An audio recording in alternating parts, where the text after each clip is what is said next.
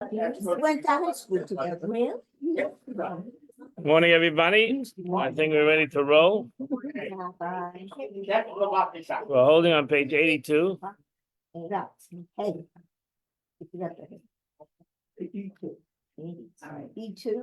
82. Okay.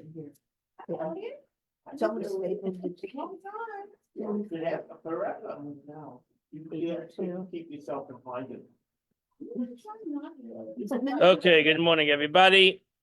Let us learn. Let us connect to something holier in life. Holding the right column, the left column, I believe. On page 82, 83 in Hebrew, 82 in English, chapter 19. Finished 82?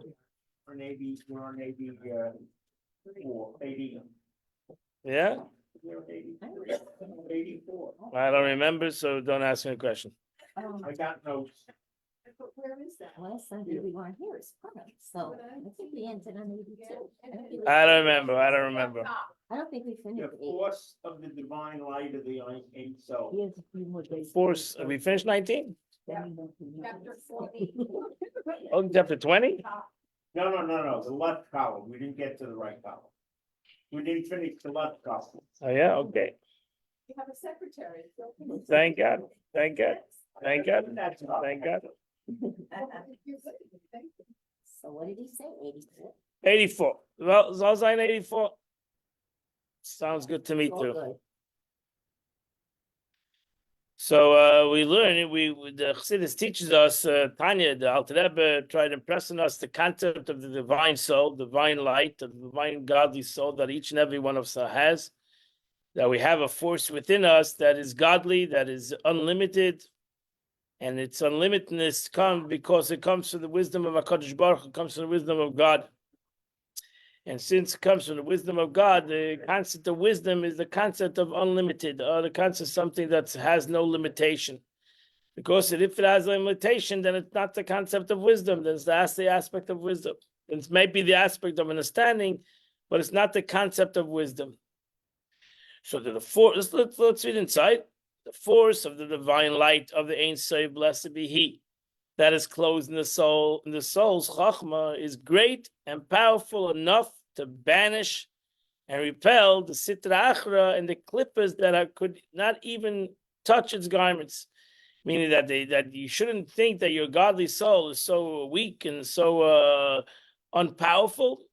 Your godly soul is extremely powerful. And that's why the Alter Rebbe says you can put it into hiding, as I said before. Where I wanted to start was said before, the Alter Rebbe said you can put it into hiding, you can cover it up, but you cannot eliminate it. You cannot get rid of it. You cannot totally banish it. So that's what the expression, the sages say, Yisrael, a Jew, afal pi shachata, even though he sins, Yisrael is still a Jew. Because his Judaism, his Jewishness, his godliness is something that is unbanishable. You can do whatever you want. You cannot banish it from your existence. You might cover it. You might diminish it, its capabilities. You might not let it to breathe, but you cannot get rid of it. Just like you can't get rid of your animalistic soul too. Maybe it's impossible. It's impossible to get rid of your godly soul. And that godly soul doesn't make a difference how many covers you're going to put on top of it. It doesn't make a difference. Ultimately, it could be revealed. There's nothing that can stop you nobody can stop you from revealing in a neshama. And that's in your total, as the Rambam writes, you become a tzaddik today. Anybody who wants to become a tzaddik, he wants to throw away everything that he's done in the past, he can do that. It's in your will. Nobody can stop you. You become the holiest Jew in the world. You become Moshe Rabbeinu. That's it. It's up to you. You don't want to do it, don't do it. But don't blame it on anybody that you cannot become better. Yeah. Your point of like evil where it's unredeemable. Since it's unredeemable. There's no such thing. Tshuva redeems everything. Everything is redeemable. Everything is redeemable. Everything is fixed. Even as the Gemara says, you can do tshuva that all your negatives becomes mitzvahs, and that's it. All my negatives can turn into good.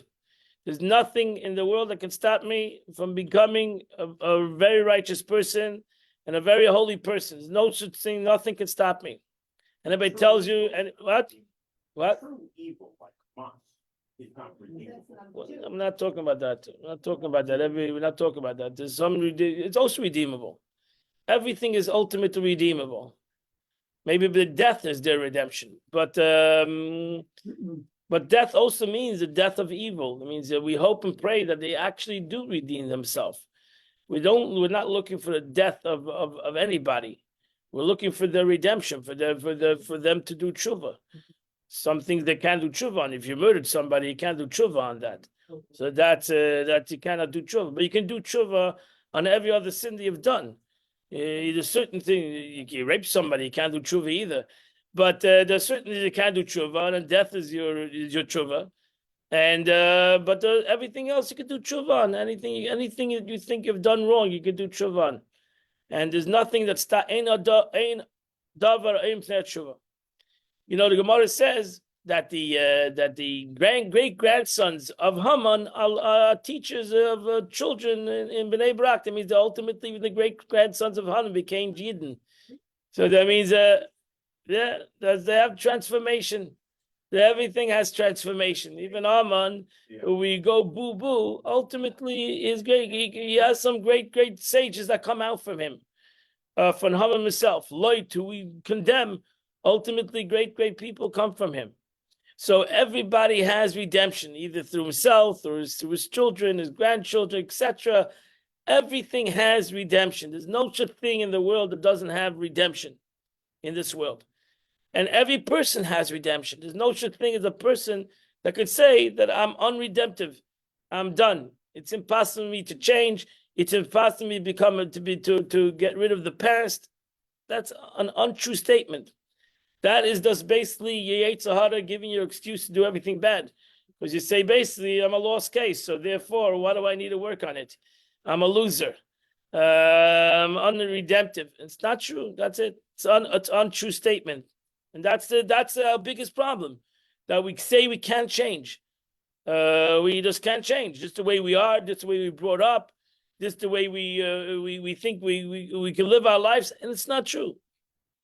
And everybody has the capability to change. And why? Because he has a godly soul. When you have godliness, then you have the capability to change.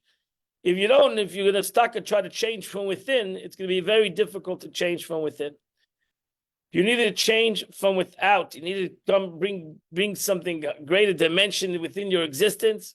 Realize that you have a greater dimension within you that maybe you can't even comprehend, and this dimension gives you the capability to go out of oneself. Right? So we learn in Tanya, actually the day, the Tanya Chitas, you learn what, because that is the whole agenda of the godly soul. He has no other agenda. The godly soul didn't come here to perfect himself, as the Alter Rebbe says later. You learn when we get there. The Alter Rebbe says later, your godly soul doesn't come here for nothing but the transformation of this animalistic soul. That's what it came to the world for. And the only way he can do it is by Torah mitzvahs. He cannot do it any other way. And the only way you can do it, in essence, is by bringing God into the picture. So when you make space, like they asked the Kotzker Rebbe, where is God? And he answered, where you let him in. So where you let him in, that's what the Eibishter is, and that's it. So if I want to bring God into my existence, I want to make space for the Eibishter, make space for oneness, then I am connected to one. If I don't want to do that, that's your free choice. That is, nobody can make you do this either way. And everybody should do it free choice. You should do it on your own free will. You shouldn't do it because somebody coerced you, somebody forced you, somebody threatened you, because that's not either any way to accomplish anything. Everything needs to be changed through one's own avodah, through one's own service, through one's own development. And then when he changes himself, it's quiet. That's quiet.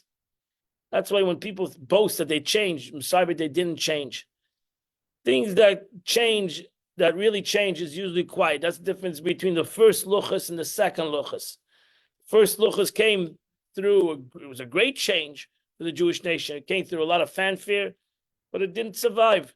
Things that come through big boasting and through big proclamations don't usually survive. Things that come in the second luchas through quiet, through Yom Kippur, through contemplation, through meditation, through true inner reflection, and through true quietness, silence, is something that it has a greater change because it's something that's real. When somebody has to boast about his change, and then we know something is not so real. There's a reason why he's boasting. There's a reason why he's making proclamations of their change.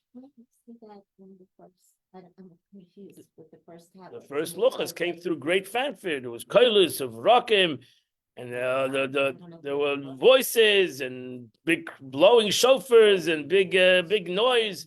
Yeah, look at the Torah. It says that there was the whole mountain shook. It was everybody was in a great trembled and fire and Beginning of the 40 days or the end? no, before the 40, before the 40 days, right? Before the 40. Before he went up, when God came down the mountain.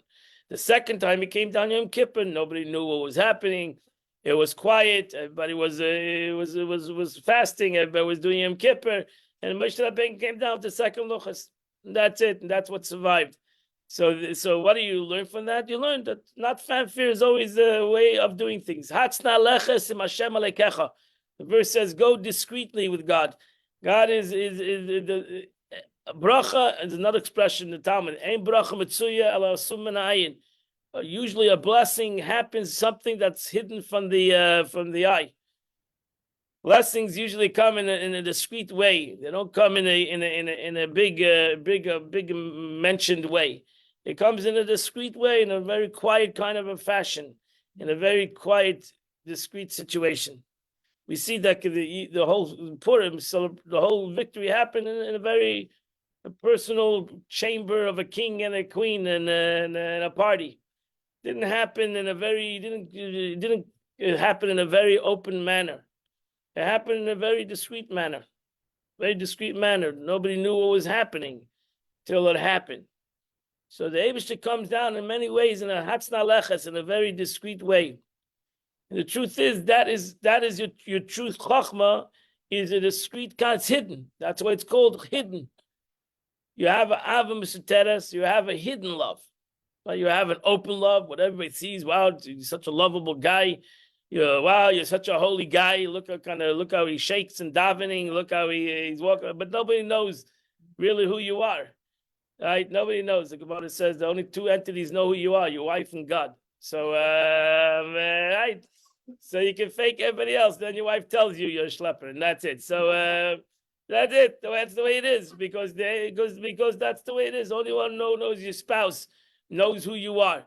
You can portray this whole thing, but then that's why we struggle with our spouse, right? We can portray everything to everybody else, but then suddenly we look at our spouse and we know the truth, right? All the bluff goes away, right? All the outside, what the whole outside thinks about you becomes real, right? Everybody, you cold? What's going on over there? Freeze over here? I don't know, freeze you out. Put the heat on. I don't know what's going on over here. Okay. As this spits all over the place. So the Alter Rebbe continue. Let's go weiter. So that's Chachma. That's the concept of Chachma. What is Chachma? You don't even know what Chachma is. It's hidden. Chachma is really hidden. It's not a concept that you can put down on the table and explain what Chachma is. It's wisdom. It's as it says Koyach Ma. What is it? It's the strength of what? So therefore, we're going into something that is hidden. Bina, the next level is understanding. It's something that I understand, makes sense to me. I see all the whistles, as I say. I see all the excitement. But in Chachma, I don't see the excitement. Chachma is very silent. Chachma is symbolic in the Hebrew alphabet. The letter Yud. The letter Yud in Kabbalah is the concept of Chachma, the aspect of wisdom. So what's the letter Yud? It's a dot. The letter Yud is a simple dot. It's quiet. It's hidden. And it's actually but ultimately the letter Yud, if you know the letter Yud, every letter starts off with a letter Yud. Every letter that you write starts off with a Yud, with a dot. And from that dot, you come to every letter in the Hebrew alphabet. But so therefore, in every letter of the Hebrew alphabet, there's a letter Yud. It started off with a letter Yud. Started off with that letter. Everything starts with Chachma. If everything starts with Chachma, then you have something that is real, because you have something that's really hidden in it. Everything we do, there's something hidden in it. Hopefully there's a purpose that you have hidden in it. Right? You have hidden. It's not right. You might be doing something A, but really there's a whole purpose. The purpose is what's hidden in it. What is hidden in it? Nobody knows what is hidden in it. And the truth is, that is Yaakov Avinu. Yaakov is the one that's hidden. Right? He works with the world, Jacob, but he's hidden. Everything is Ramois. Yaakov is called the one who tricks everything. Right? He tricks everything. He's the Ramoi. He's called the one who tricked everything, fooled everybody. But the truth is, Yaakov was Ish Tam. He was a simple person. How do you have the two things together? Yaakov, who is the simple person, is the person that, because the truth is, Yaakov was a simple person. Yaakov did everything. He did everything what the Eibishter wanted him to do. To the world, it looked like he was fooling them, but it was not. He was not fooling himself. He was not fooling himself. So to Yaakov is a person who in his essence, he did what he's supposed to do. He didn't do anything that he was not supposed to do. It was not a complicated. He was complicated to somebody else. To Yosef, he was complicated, but not to himself. Yaakov was a Ish Tam Yosef Ahalim. He was a simple person. He was a person that did everything what he was supposed to do, or he was told to do by his mother, and he did everything what he was told to do. That's it. He was a Jew that followed Shulchan Aruch, simple Jew, followed the Jewish law, and he had no complications. Maybe to another person, it was very complicated, but not to him. To him, he had no complications. The truth is, your Nefesh Elokis has no complications. He's very simple. He has one agenda. He has one person, one purpose. He's very simple. His purpose is godliness. That's it. One purpose. It's very simple. It's very ununderstandable to your Nefesh HaBahamis. My godly soul is very complicated to my Nefesh HaBahamis, to my animalistic soul. It sounds like a complication, but it's not. To be a good person is simple. To be a troubled person is very complicated. Very complicated. To have all these complications, issues, and hang-ups, and all this is a very complicated kind of a life. It's very complicated. My heart goes out to people that are complicated. Life should be simple. Be a good person. Wake up in the morning. Do good. Talk good. What's so complicated about that? What's so complicated? So you tell your Yetzirah, don't complicate me. I'm a very simple entity. I want to do good. I want to daven. I want to learn. I want to do things that are going to make people happy. It's not complicated. It's very pashut. It's a one line in Shulchan Aruch. What's one line in the Torah? You should do what's good in the eyes of God and the eyes of men, and you will have a very easy life. That's it. That's what you got to do. What is good in the eyes of God, the eyes of men, and you got it. That's it. What's so complicated? It's not a complicated issue. It's very simple, and we should all live that way. We would have a happy life, because it's uncomplicated. And don't let other people complicate it for you. Don't let other people complicate it for you. You have to, no. Simple. Yeah.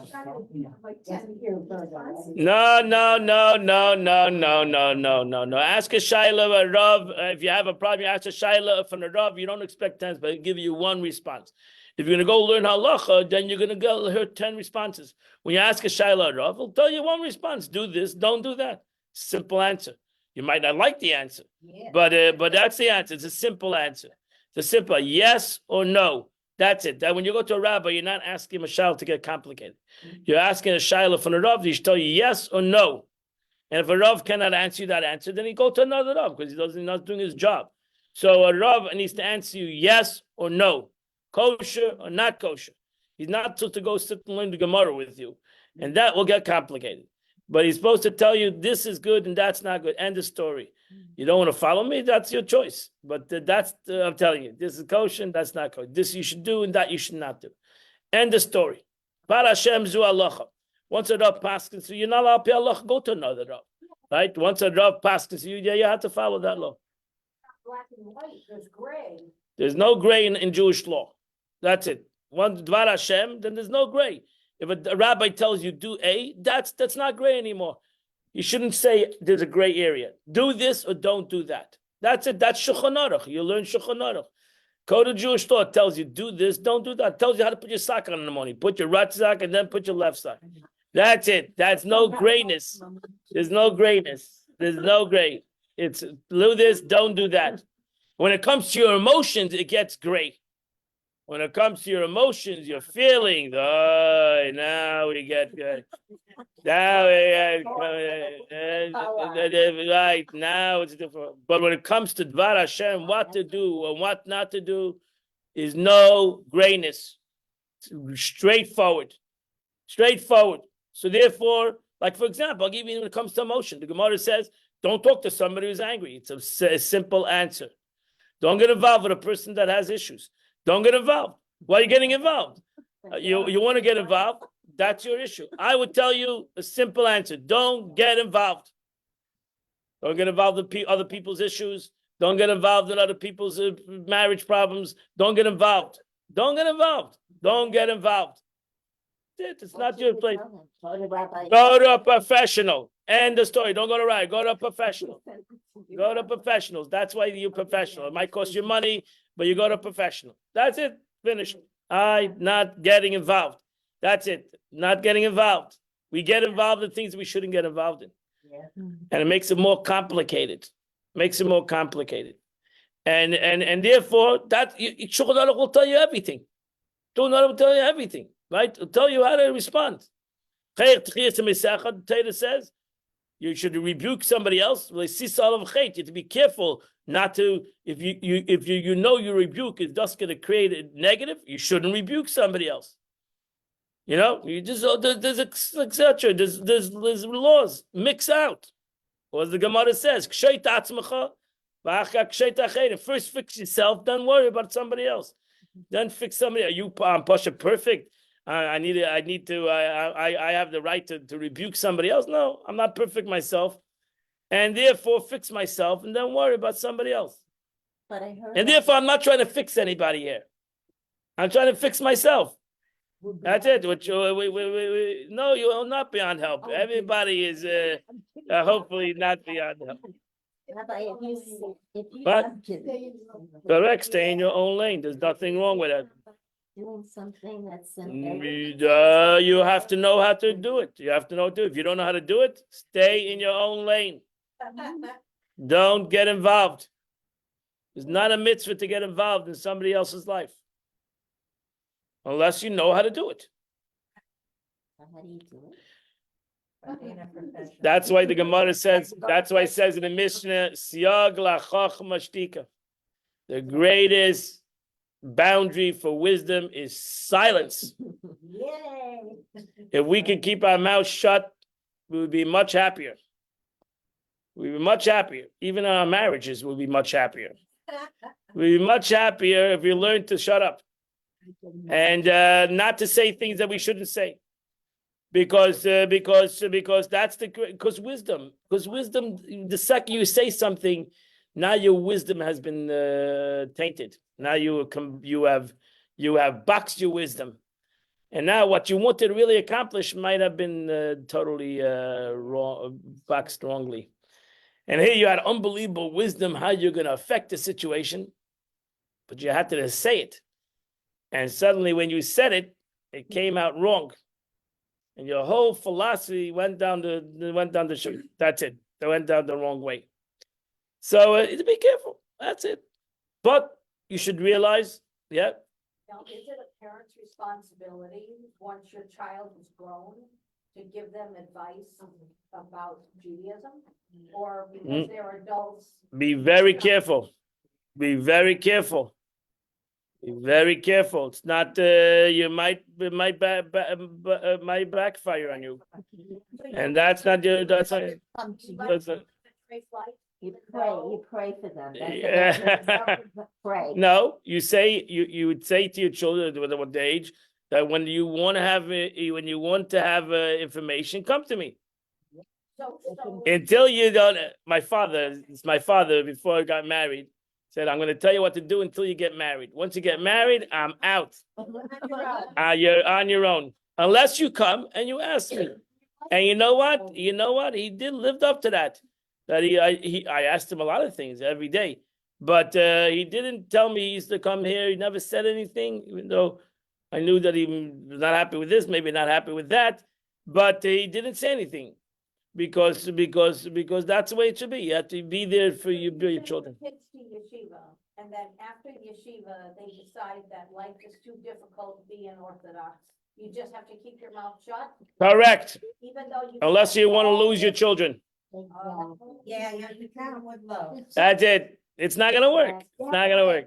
It's not gonna work. These days it doesn't work. Doesn't work. It doesn't work. I mean, you Doesn't say work. better. And never tell them, oh, but all my money that I wasted. Never say that, because that's surely gonna bang. No. Do not tell them anything. That's it. Dated. And trust me, you didn't waste the money, because that's whatever they have is gonna come back. That's it. That's it. So what? That's it. Huh? They know the lot. It's in there. Yeah. You know. No, it's none of your business. None of your business. None of your business. What about people that pay for their kids to go to Harvard to become a lawyer and then they become a doctor or they become an accountant? They say I wasted all the money. You cannot say I paid money that you should become a doctor and now I don't want to be a doctor. So what should I should pay you back for all this money? I should pay you back. Religion. What's the difference? To you it's their life. It's not to them. You cannot impress upon them. It's not. So it's not. Forget it. They still have an neshama. Yeah, you can't. You be very careful. You're very, very careful. It's not going to help you anyway. Breaks Well, what relationships Rabbi when told me, you- 'cause I told my daughter I breaks was the gonna sit relationship. Shiva, and I wrote this long letter. Oh, and you're somebody very terrible. tore it up. You should tear it up. You should tear it up. It's not you're not in Torah, your children are not yours. Yeah. They're God's. They're children of HaKadosh Baruch Hu. They don't belong to you. They don't belong to you. They don't belong to you. They're not yours. It's not like you went and bought a cow. They don't belong to you. They don't belong to you. You have a schus. We had a schus to bring these children down to the world.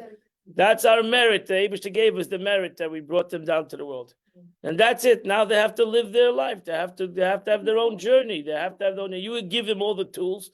You gave them all the tools, and Baruch Hashem, you gave them good things. And now they have to, yeah.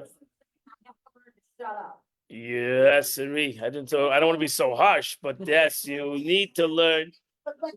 No, you need to learn more than to shut up. You need to learn to smile. You need to learn to smile. To smile and dance and say I love you. Wow, you're just Pesach, and that's to come to me for Seder, beautiful. and that's their Jewishness. Oh, beautiful. That's It's beautiful. the only thing they do is come to me for Seder. Oh my God. So what? Rabbi, I have a story about that. You would not believe. So what? I mean, what is that? You're looking for brownie points? What are you looking for? What are you looking for? What are you looking for? Your own personal brownie points?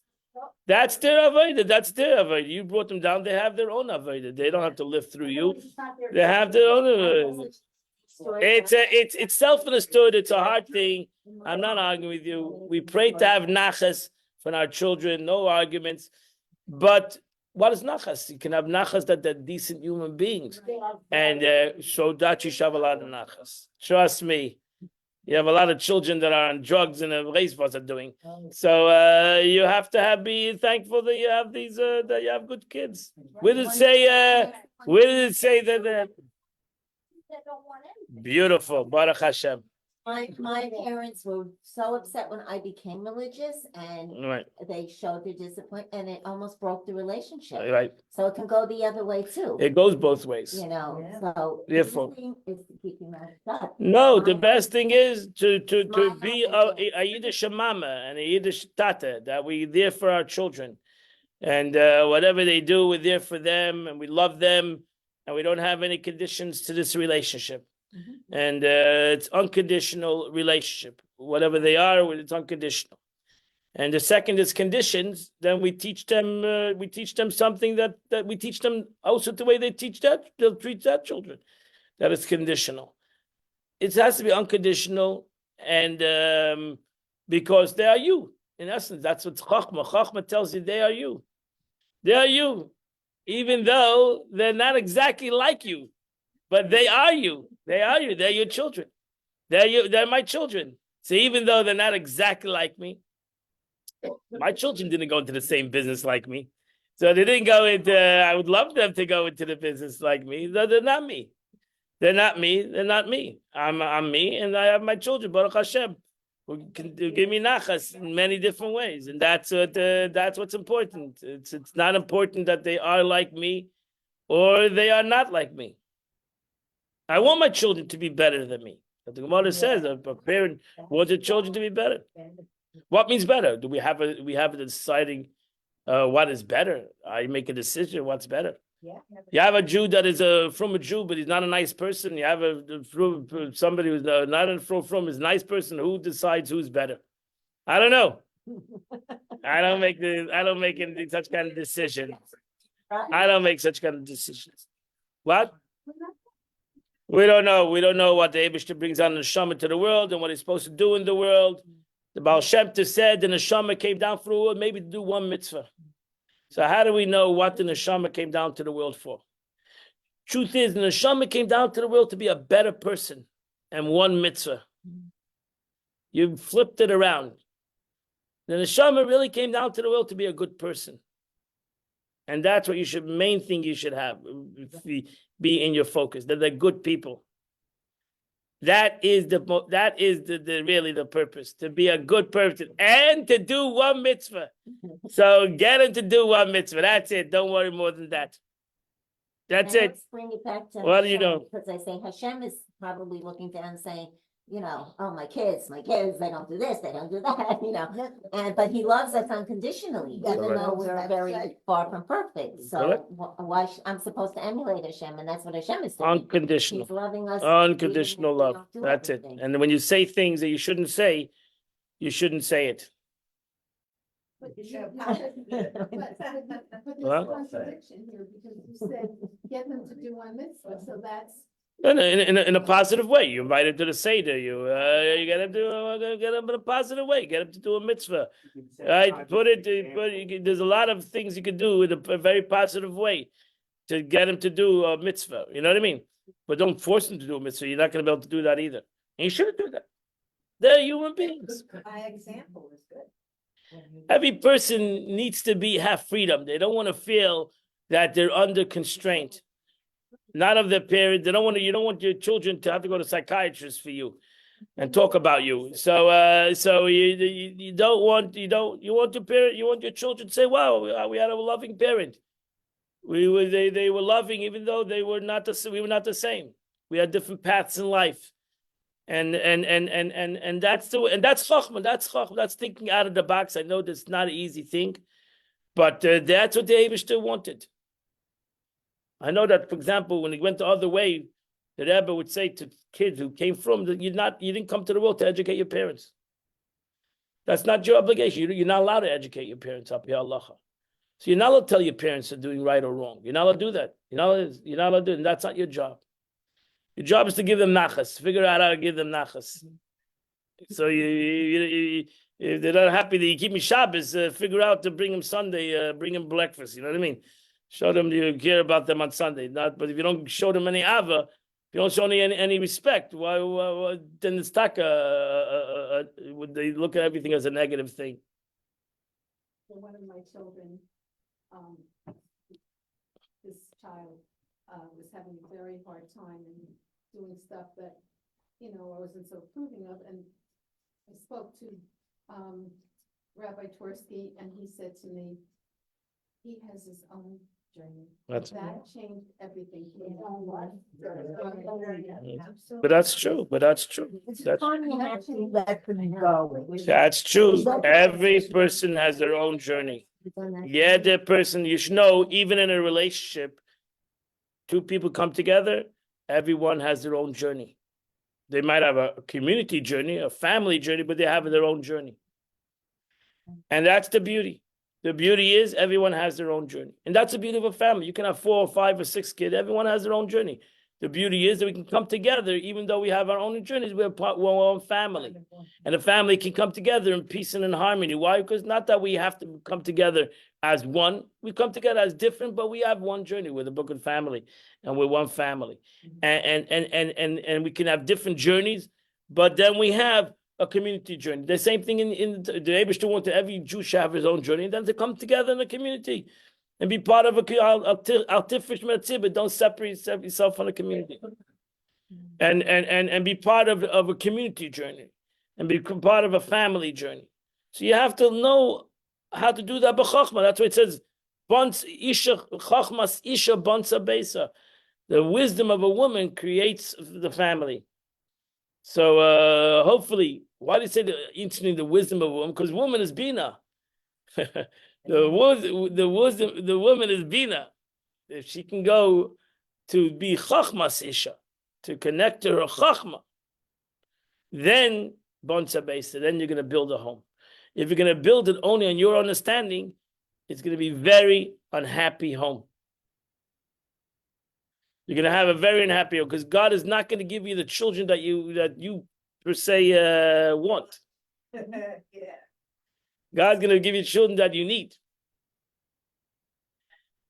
And those children are going to be the Eibishter gave you a bracha min hashamayim, blessing from the Eibishter. And you're going to use them, and you're going to enjoy them to what the Eibishter gave you. And that's chachma. That takes the concept of chachma. That takes the concept of wisdom, which is not an easy thing to do again, because it's not an easy thing to get out of one understanding. It's not an easy thing. I'm not saying it's an easy thing, but therefore we learn chassidus. We learn chassidus. Alter Rebbe said that the Alter Rebbe, the Mittel Rebbe said that one of the important things the Alter Rebbe came to bring out is Mayach Shalat Alalev, that wisdom needs to rule the rooster. That there has to be, your wisdom needs to be the dominating force, because if not, you're going to really have trouble.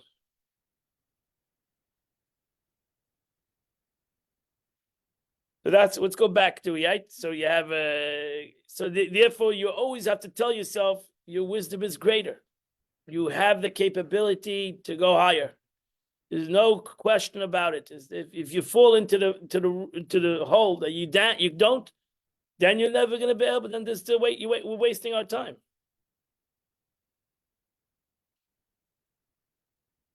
So, namely, thought, speech, and the act of faith in one God.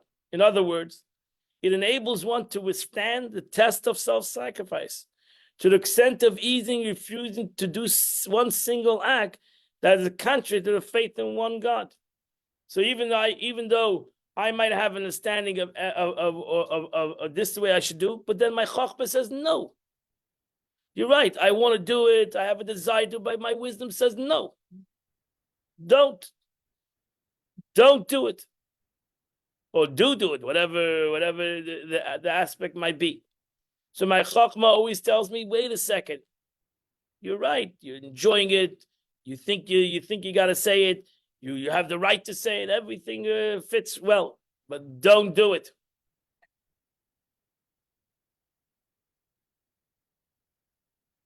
Don't do it, because I cannot see. That's why it says, if I can see the outcome of everything that I do, I would be a great chacham. Right? I would be the chacham if I can see what happens through my actions. Right? If I can see what every mitzvah accomplishes, I would run into every mitzvah. If I would be able to see every negative thing that happens through an aveda, through my actions, I wouldn't do those actions. But I don't have no chachma. But that's the problem. You have to. How's it possible to see the future? But the chachma tells you what the future is going to be. Whether it's the Torah tells you what the future is going to be. The Torah tells you the future of good will be good. The future of bad is going to be bad. The future of this statement is going to be a terrible thing if you say it. You imagine knowing, yeah. So subconsciously, you know the consequences of the answer. You just can't control it. Subconsciously, you know you know what's going to come out of it. You know what that something bad is going to come out of it, but you just can't control it. Think you Or think you can't control it, right? Right. can. Right. Right. So nearly the thing is, I need to have faith in myself. Just like I need to have faith in God, I need to have faith in myself. I have to have faith that I have a wisdom in myself. I have to have faith in that. It's not an easy thing. That's why it's called faith. So you have to have faith in yourself.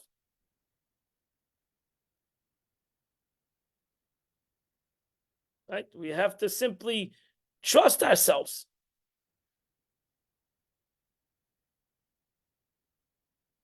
And the best way to do that is self-understood by learning from the past. Yeah. That's why teenagers. Ein chacham, that's what the Mishnah says. Ein chacham Kabbalah Nasayin.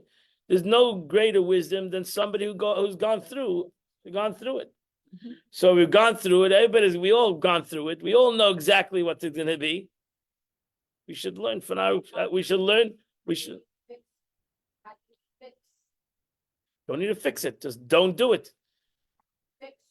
Already created. Because again, go to your simplicity. Oh, you can't fix something. How you fix it? Change it. Ultimately, people will see that you have changed. That's it. Show a different way. Show a different way of life, and then the other person will see. Wow, this person has changed. They might tell you, "Wow, Mom, what happened?"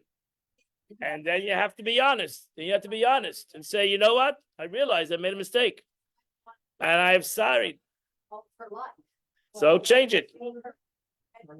Yeah. It's very simple. Say, I'm sorry. What? Put them I away. want to make her pure. Well, you make her pure. Make yourself pure. So, So what she has done, she shouldn't have done. that's her problem, not yours. That's not your issue. That's her issue. You don't own it.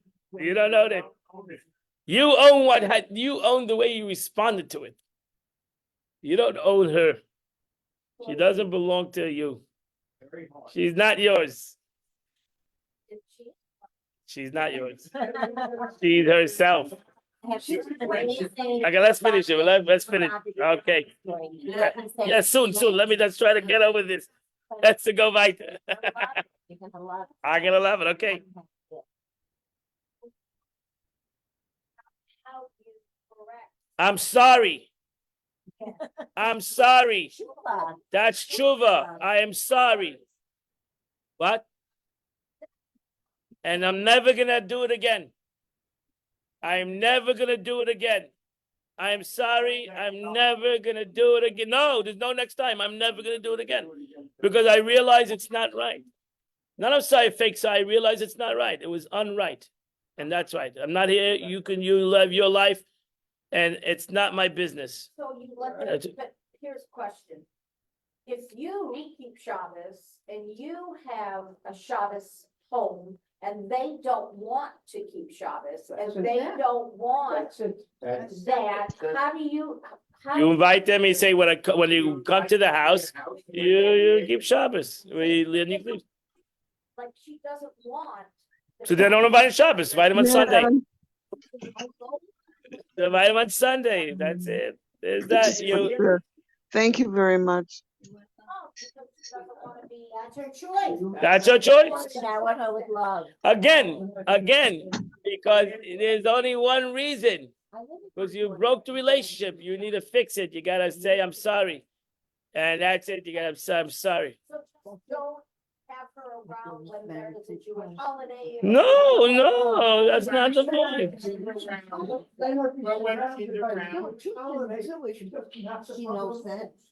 live with my mother. I live in the same house. I don't get it. I have hello every holiday and every Shabbos. I have on my table Jews that don't keep Shabbos. What is one thing to the other? We're not watching TV together because there's no TV. So we're eating a Shabbos meal. What? So the phone rings. What I got? Pass out. I don't pass out. The phone has rang at the table many times. I don't have a problem. So if they're respectful, if the phone rings at the table, they get up and they go outside and they talk on the phone. Oh, and that's it. You don't get upset over it. No, No. no, I That don't. was the problem. I would get upset. Oh, I don't get upset. That's it. That's the problem. That's your problem, not hers. Child rearing. I've got education over here. Okay, I think we're stuck in one place. Guys, we're on Facebook. So I know, but the people can't hear you. So let's go back to again. There needs to be you shouldn't get angry at anybody what somebody else is doing. It's again show them the beauty of Shabbos and Mitzvah. They won't come with a phone to the Shabbos. And the rabbi said to me once, you cannot join your stringency. I had one time a guy came to my Seder with a bottle of mashka. He thought he came to buy me. He came to my Seder. Mashka's chametz. He came to my Seder with a bottle of mashka. He said, "Rabbi, I want to give you a gift. To the meal." He takes out a bottle of mashka. He takes out a bottle of a single malt. What do you think I do? I'm gonna throw him out of the house. I told him, take it out, please take it out. Whatever. But you cannot give mashka. Mashka's chametz. It's Pesach Seder. So you have to know how to respond. You're not gonna. I deal with it every day. So what? Where did you leave that bottle? Yeah, he's going in. Well, you can't have any. You can't have any enough on that bottle. You can't have any pleasure. You have to throw it out. You have to throw it out. Yeah. During Pesach. No, even after Chametz and Pesach, it's also about no. Can't have any pleasure from that bottle. It's been destroyed. Yeah. So that's it. You cannot give it away even. No. How much Pesach? Okay. Yeah, it's a waste. But he didn't know. What do you think he knew? Or he didn't intentionally? Whatever. The point is, you're not here you're here to elevate people, inspire people, and not to rebuke them, and they cannot learn on the spot, and they won't learn, especially when it comes to your children. You need to be totally loving. I wanted to become religious. Your parents were. They didn't raise you religious, but you went your own way. Right now, your daughter goes her own way. You don't know what's going to happen 5 years from now. That's right. Being in your home.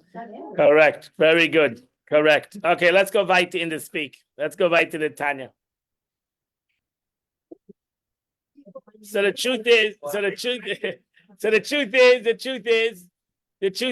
you don't have to go far to yourself too. We're not perfect people. We do good and then we do bad. We do mitzvahs, we do avedas, right? And we do tshuva. We do ourselves are in a roller coaster situation, right? We do good and we do bad. We talk lashon hara. We talk. We do whatever we do. Machshavas you have evil thoughts. We say things that we do terrible things. It's not such good things either. But we come back. Why? Because we know that we're really good. And we know that in essence we're really good. There's no concept within our true essence that we're just guy guns. We're just not. It's not the way it goes. And therefore, in essence, we have the power. We have the power that we should never do bad. Really, we have the power. That's why the Gemara says the Eibishter God doesn't give something to somebody that can't handle. That's the truth.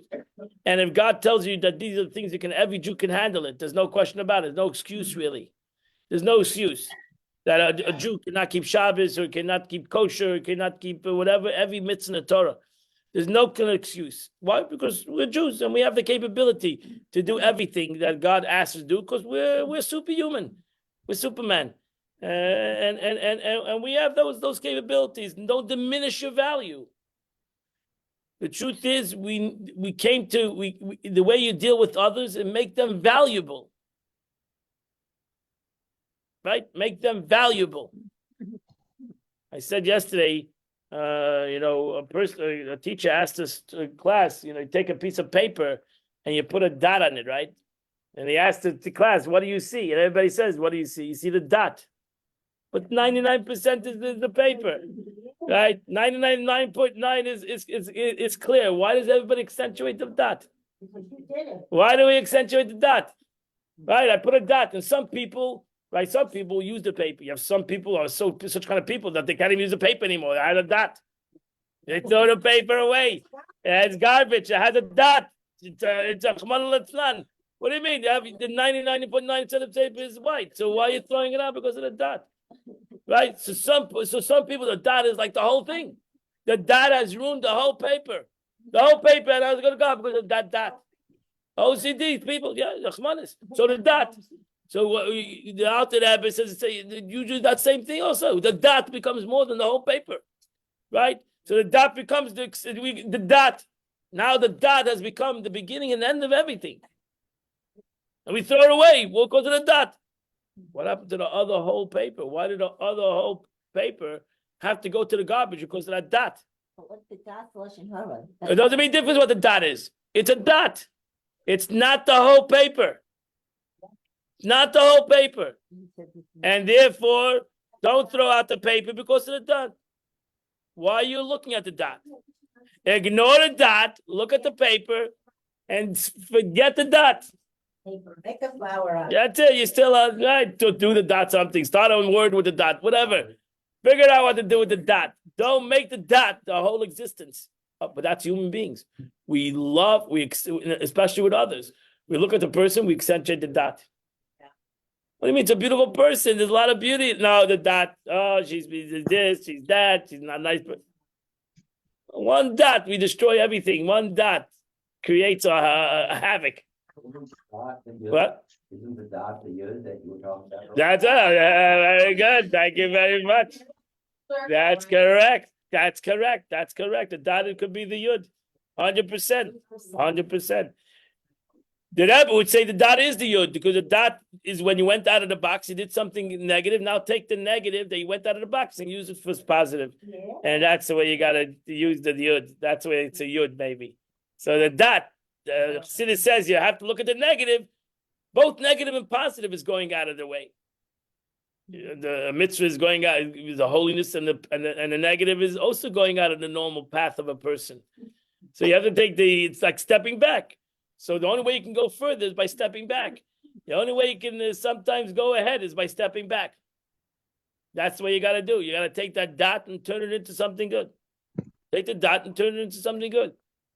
Don't throw away the paper with the dot, and surely don't accentuate the dot. But that's the way a human being does. So Chachma tells you, look past the dot. Right? Or accentuate the rest of the white. A part of the paper. Accentuate the good. Why are we focusing on the negative? We always focus on the negative. Build up another person. Inspire another. The Alter Rebbe, says today, the Alter Rebbe says, you have to, you came down to you're a fire. I called you that you're a fire. What's the beauty of a fire? A fire warms up other people. That's the beauty of fire. Fire is not only for oneself. If you have a fire, you make other fires. So what is the obligation of a Jew? In the Torah it says, but don't put out the fire. Don't throw water on this fire. Keep it going. Figure out a way how to keep that fire going. Use your chachma to figure out a way how to keep the Jewish flame alive. You want to throw water in it, you want to criticize it, you want to say that's not going to keep the fire going. The way you're going to keep the fire going is by finding ways to make this fire glow. To bring out the fire in yourself, into somebody else, into your children. Figure out a way how to keep that fire going. Use your wisdom to figure out a way how to keep it going. Right? Learn for Chabad. Figure out a way how to keep that fire going. That's our idea, to make sure another Jew's fire continues to glow, continues to burn. And once you keep the fire going, then hopefully it'll go on its own. The fire will waken up himself and it'll go on its own. And that's what we got to do. That's what we have to do. That's what Chachma does. That's all the Alter Rebbe over here is telling you. That's what Chachma does. If you connect to wisdom, you think out of the box. Stop thinking in a negative way or in a very confined way. You have the capability of accomplishing much more stuff. You have the capability of going above self-sacrifice. And therefore, for example, to bow to an idol, even without a knowledge of his heart at all, utterly any false notions. Heaven forbid, regarding the unity of God, but merely by a way of rendering lip service only, while his heart remains perfect in belief of God. This is called fear that is contained in love. The natural love of the divine soul that is found in all Jews, instinct, desire, and the will, and which is attached to its origin and source in the light of God, Ein Sof Baruch Hu, blessed be He. For by virtue of this love and this desire, it instinctively curls and in fear and dread for touching even the fringe of impurity of idolatry. Because nobody wants to serve idol worship. But then there's fringes of idol worship. Right? There's fringes of idol worship, right? Right? What is idol worship? Really, what's idol worship? Idol worship is, as the Rambam says, you don't believe in God. It's idol worship. Right? You don't believe in HaKadosh Baruch Hu. So if I don't believe in myself, I'm a little bit of an idol. If I don't believe that myself, that I have unlimited, then I've created an idol. It fringes of it. It's not an idol. It's not the laws of idol in the Torah, but it's also a concept of idol worship. We are all in a way doing a little bit of idol worship. That's why the Torah says that the first two commandments is the basis of the whole Torah. The commandment of I am God, your God is the foundation of all positive commandments. And the commandment, you shall not have another God, is the foundation of all negativity. Because all negativity stems from one thing, that I don't believe in God. If I would truly believe in God, I wouldn't do anything negative. Not between man and not between man and God. If I truly believed in God, I wouldn't talk Lashon Hara. Right? Because if I believed in God, then God is sitting here right here, so how could I talk Lashon Hara? But I don't believe in God. So it's a little bit, when I talk to Lashon Hara, I really don't believe that God is here right now. I really think that he's on vacation. He's in heaven. He's not exactly listening. He's busy. So he's busy with somebody else. So therefore, I don't believe in God. Right? So I don't believe in God. So that's idol. What's idol? Idol worship is the basis of I don't believe in God. That's it. So the truth is, anything I do negative, any aspect I don't believe in God. So what's the difference? A guy who bows down to an idol or doesn't believe in God, it's almost the same thing. One's an action. So I bow down to an idol. All right. So what's the end of what's the big thing? But the truth is, it's not belief in God. That's the problem. So if I understand the concept of idol, what does God care that you bow down to God? What does He care? It's above mice anyway. So what does He care? He cares because you don't believe in God. That's it. You're disconnected from HaKadosh Baruch Hu. That's why He cares. And therefore, any Aveda I do, God forbid, I'm disconnecting myself from God. That's it. That's the whole concept. But So it's therefore, lack of self-love. you're 100%. So therefore, I don't believe in myself. I talk Lashon Hara because I don't believe I can stop. I don't want to make myself feel better. If I would believe in myself that I can stop, I would start to talk Lashon Hara. Oh. That's why you have to try it one time. And either when you want to talk Lashon Hara, you say, stop. Or somebody wants to talk to you Lashon Hara, you say, stop. Nobody has tried it. You got to try it. You got to say, stop. I don't want to do it. I'm not going to do it. Okay, but no, you can't try. You have to stop. Oh, good. Baruch Hashem. So I'm talking to myself. I wasn't talking to you. So, yeah, we all need to do that. We all need to stop. We all need to, when it comes to talk, right? We need to stay, I'm not going to do it. And maybe once or twice or 3 times, don't do it.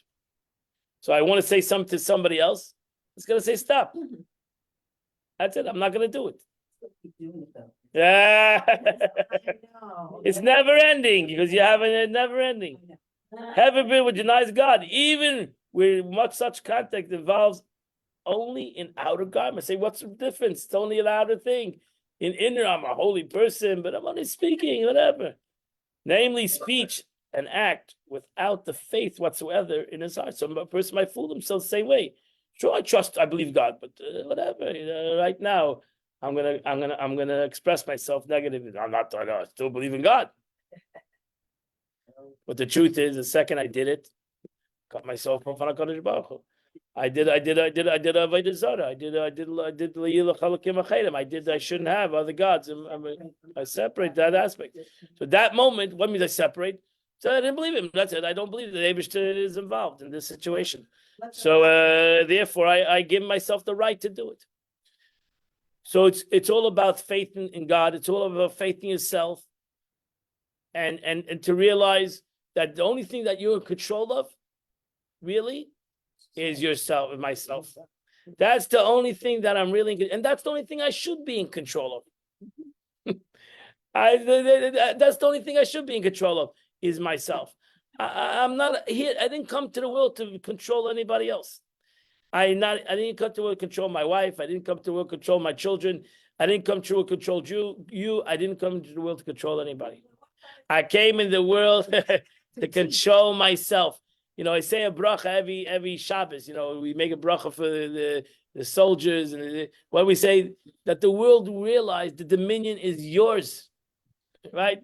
In that English bracha, let the world realize that the dominion is yours. It's not theirs. What are they fighting over?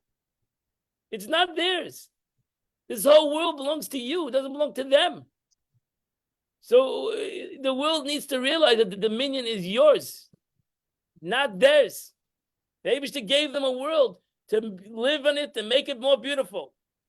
Anything that's the opposite, it's not theirs. They think they have control of it. They can abuse it. The Torah says, your body is not yours. You don't have a right to do anything to your body. I was sitting with a guy actually one Friday night. And he said, about making a tattoo. So he said, why not? I said, because it's not yours. Your body is not yours. It's not yours. You don't have a right to abuse your body.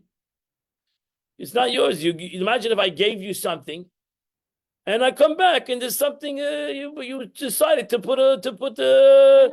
decided to engrave something on my I gave you something to watch. They consider it beautifying, yes, not. No, that's you again. You consider beautifying. David says, no, it's not beautifying. It's mine. I don't want you to engrave something that belongs to me. So that's a God. God said it's mine. Again, I agree, because they think it's theirs. They have their own rights. The Abby says it's not yours. I gave you a body that you should make it better, and you should do good things. I didn't give you your body to do anything but that, and it's mine. Your body belongs to me, and the proof is you're out of control when it comes to life and death. It's mine. It's mine. Understand? You cannot. It doesn't belong to you, and you can see it openly. It doesn't belong to you, right? Because if David still wants you to come home. You come home, and that's it. Now you don't have your body's in the shoulder. Your body is not yours. I never gave it to you. I never gave it to you to do whatever you want with it. I gave it to you for a purpose. If you abuse it, you're abusing something that doesn't belong to you. What belongs to you is your attitude. That's the only thing that belongs to you. Hakol b'dei shamayim chutz mi'yireh shamayim. That's what the Mishnah says. Everything is in the hands of God.